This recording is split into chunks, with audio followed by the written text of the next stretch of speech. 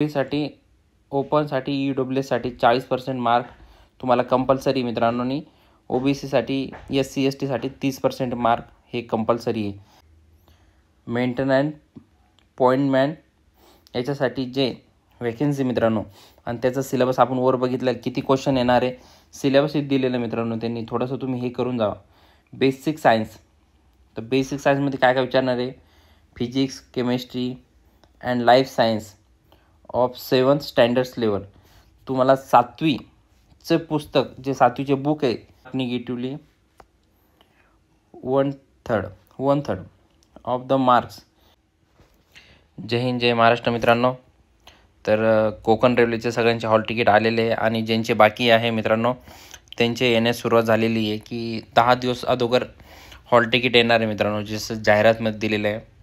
जसे मित्रांचे 13, 14, 15 तारखेला ज्यांची एक्झाम होणार आहे त्यांचे हॉल तिकीट आतापर्यंत आलेले आहे आणि ज्यांची एक्झाम नंतर होणार आहे आता इथून पुढे हॉल तिकीट यायला सुरुवात झालेली आहे. तर चला थोडंसं आपण एक्झामचा क्रायटेरिया काय आणि तुम्ही इथून एक्झामपर्यंत काय स्टडी करायचं आहे थोडंसं सिलेबस वाईज स्टडी करा मित्रांनो. तुम्ही तर फॉर्म भरलेले आहे पण सिलेबस कोणी मित्रांनी बघितला नाही व्यवस्थित आणि काय स्टडी करायचं आपण थोडक्यात माहिती घेऊया. तर फर्स्ट आपण बघूया क्वालिफिकेशन ऑफ मार्क. तर तुम्हाला एक्झाममध्ये पासिंगसाठी क्वालिफिकेशन होण्यासाठी किती मार्कची आवश्यकता आहे मित्रांनो. तुम्ही इथं बघू शकता ग्रुप सीसाठी ओपन आणि EWसाठी 50% मतलब 50% मार्क तुम्हाला हवे आहे मित्रांनो. आणि याला निगेटिव्ह मार्किंग आहे. तर तुम्ही विचार करून चाला की तुम्हाला किती मार्क आणि किती क्वेश्चन अटेम्प्ट करायचे. तुम्ही आत्ताच प्री प्लॅन बनवा मित्रांनो, तर तुमचं सिलेक्शन होऊ शकतं. कारण तिथं जाऊन आपल्याला 50% ओपनवाल्यांनी 50% मार्क घ्यायचे, ते बी निगेटिव्ह मार्किंग जाऊन मित्रांनो. तुम्ही 60-70 ओके केले आणि त्याच्यातून 10-20 चुकले आणि 50% पण नाही पडले तर तुमचे चान्सेस इथंच 50% काय 70% कमी झालेले मित्रांनो. कॉम्पिटिशनमधून तुम्ही बाहेर होऊ शकतात. त्याच्यानंतर OBC SC/STसाठी 40% मार्क घ्यायचे मित्रांनो. त्याच्यानंतर तुम्ही बघू शकता ग्रुप डीसाठी ओपनसाठी EWSसाठी 40% मार्क तुम्हाला कंपल्सरी मित्रांनो. आणि OBCसाठी SC/STसाठी 30% मार्क हे कंपल्सरी आहे. तर तुम्ही प्री प्लॅन बनवा आणि इथूनच सुरुवात करा की मला किती क्वेश्चन अटेम्प्ट करायचे जे की निगेटिव्ह जाऊन मी 50%च्या वर येऊ शकतो किंवा 40%च्या वर येऊ शकतो. नाहीतर आपण तिथं जाणार आणि पेपर हार्ड असणार, आपण 30, 40, 50 क्वेश्चन करणार तरी आपण त्या क्रायटेरियामध्ये बसणार नाही. तर मी तर म्हणतो लिस्ट कमी लागू शकते कारण क्रायटेरिया खूप खतरनाक दिलेलं आहे. कारण निगेटिव्ह मार्किंग आहे. तर हार्ड पेपर आल्यानंतर 50% मार्क घेणं एक पॉसिबल थोडंसं मुलांना कमी होतं. त्यासाठी तुम्ही प्री प्लॅन बनवा. तर चला निगेटिव्ह मार्किंग आहे आणि सिलेबस काय काय थोडंसं आपण बघून घेऊ आणि त्या सिलेबसनुसारच स्टडी करा म्हणजे तुम्हाला परीक्षेत नक्कीच फायदा होईल. इथं बघू शकता तुम्ही निगेटिव्ह मार्किंग दिलेले मित्रांनो. निगेटिव्ह मार्किंग इनकरेक्ट आन्सर, जे की चुकीच्या प्रश्नाला CBT will be mark negatively 1/3 of the marks allotted. Each question will be deducted for each wrong answer. तर 1/3 अशी निगेटिव्ह मार्किंग आहे मित्रांनो. 1/4 असते मित्रांनो, तर इथं 1/3 आहे. जर तुमचे 3 बरोबर 3 चुकले तर 1 मार्क जाणार आहे मित्रांनो. त्यासाठी थोडंसं तुम्ही प्रिपेअर व्हा आणि किती आपल्याला बरोबर करायचे याच्यात काही आपल्या इंग्लिश मराठी वगैरे ग्रामर वगैरे काही नाही. थोडंसं आपण सिलेबस बघून त्या सिलेबस वाईज तुम्ही स्टडी करा. तर तुम्ही एक्झामच्या पहिले थोडंसं स्टडी करून जा. मी दाखवतो तुम्हाला काय काय स्टडी करायचं आहे. थोडंसं आपण खाली स्क्रोल करून बघूया याचा सिलेबस काय काय आहे. हे बघा पॅटर्न अँड सिलेबससाठी काय काय बघूया. तर इथं सगळ्या पोस्ट वाईज याचा सिलेबस वेगवेगळा आहे मित्रांनो. मला माहिती आहे पोस्ट आपलं ट्रॅक पॉइंटरसाठी जास्त मुलांनी भरलेले ते पण खाली आहे. तुम्ही वेट करा. प्लीज चॅनलवर नवीन असेल तर प्लीज चॅनलला सबस्क्राईब करून घ्या आणि कमेंटमध्ये तुम्हाला काय कोकण एक्झामसाठी काय पाहिजे असेल तर प्लीज कमेंटमध्ये करा. मी नक्कीच तुम्हाला पुरवठा करण्याची माझ्यातर्फे कोशिश करणार आहेत. पण तुम्ही प्लीज चॅनल सबस्क्राईब आणि लाईक करून घ्या. त्याच्यानंतर senior section engineering civil and senior section engineer electrician and SBLO ह्या पोस्टसाठी बघा मित्रांनो. जनरल सायन्स 10 मार्काला आहे. बेसिक मॅथमॅटिक्स 10 मार्काला आहे. जनरल अवेअरनेस रिजनिंग 20 मार्काला आहे. Technical ability 50 मार्काला. मित्रांनो तुम्ही याच्यावर फोकस द्या ज्यांनी हा फॉर्म भरलेला आहे. तर आपण याच्यात जास्त डीप न जाता खाली बघू आणि काय काय स्टडी करायचं ते पण खाली दिलेलं आहे त्यांनी.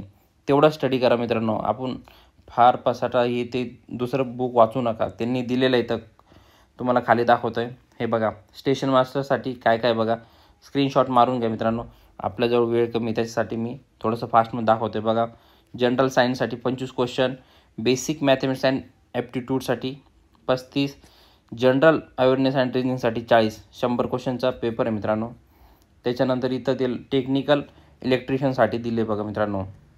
आणि याला जनरल सायन्सला 15, बेसिक मॅथमॅटिक्सला 20, जनरल अवेअरनेस अँड रिजनिंगसाठी 25, टेक्निकल ॲबिलिटी याच्यावर फोकस करा मित्रांनो ज्यांनी हा फॉर्म भरलेला आहे.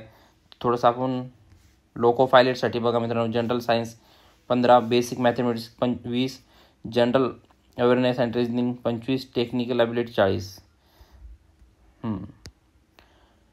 हा फॉर्म खूप मित्रांनी भरलेला आहे. थोडासा आपण याच्यावर जास्त फोकस करणार आहोत. The station wise number multiple, the track maintainer and pointsmen हा सगळ्यांनी फॉर्म भरलेला मित्रांनो. हे सगळ्यांना 12वी बेसवर होतं. तर मॅक्झिमम मुलांनी हा फॉर्म भरलेला आहे मित्रांनो. तर आपण बघू शकतो बेसिक सायन्स, बेसिक मॅथमॅटिक्स, त्याच्यानंतर general awareness and current affairs. बघा बेसिक सायन्स म्हणलेलं आहे. तुम्हाला सायन्समध्ये काय करायचं आहे थोडंसं मी खाली दाखवणार आहे. बेसिक मॅथमॅटिक्स आणि general awareness and current affairs 50 आणि 100 मार्काला 100 क्वेश्चन आहे मित्रांनो. आणि वेळ तुम्हाला 90 मिनिट्स आहे. तर याच्यासाठी तुम्हाला काय काय करायचं आहे बघा. सगळे तिथं सिलेबस दिलेलं आहे. पण आपण थोडंसं पॉईंट्समेंटचं आणि मेंटेनरचं घेणार आहोत. हे तुम्ही स्क्रीनशॉट मारून घ्या ज्याला हे सिलेबस पाहिजे त्यांनी. मेंटेन अँड पॉईंटमॅन याच्यासाठी जे वॅकेन्सी मित्रांनो आणि त्याचा सिलेबस आपण वर बघितलं किती क्वेश्चन येणार आहे. सिलेबस दिलेलं मित्रांनो त्यांनी. थोडंसं तुम्ही हे करून जावा. बेसिक सायन्स, तर बेसिक सायन्समध्ये काय काय विचारणार आहे. Physics, chemistry and life science of 7th standards level.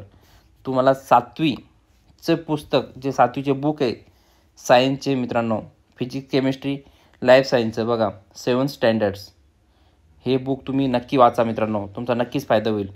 जेणेकरून दुसरे आपण बुक घेतो ते वाचतो ते जो वाचले असेल पण आता एक्झामच्या पहिले हे बुक वाचून जावा.